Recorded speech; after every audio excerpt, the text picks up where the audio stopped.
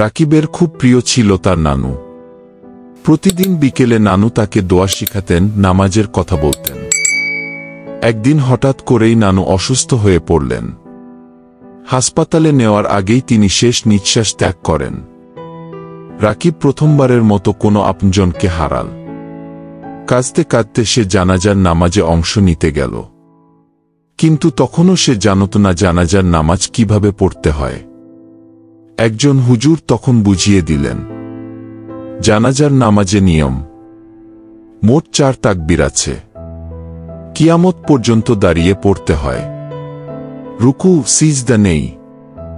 নিয়মক্রমে যা করতে হয়: 1. প্রথম তাকবীর, তাকবীর বলে সানা পড়বেন, সুবহানাকাল্লাহুম্মা।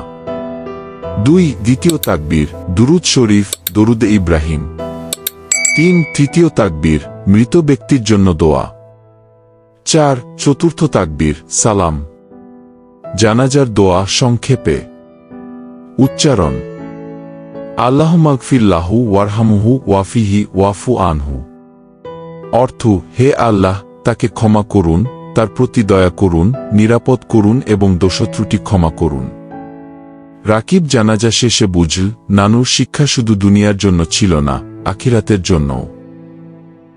এখন সে নিয়মিত নামাজ পড়ে আর প্রার্থনা করে, হে আল্লাহ, আমাদের জানাজা যেন কোনো অপরিচিতের কাছে না হয়, যেন কেউ আমাদের জন্য একদিন দোয়া করে। কি ভিডিওটি ভালো লাগলে একটা লাইক দিন, কমেন্ট করে মতামত জানান আর শেয়ার করে অন্যদেরও দেখার সুযোগ করে দিন।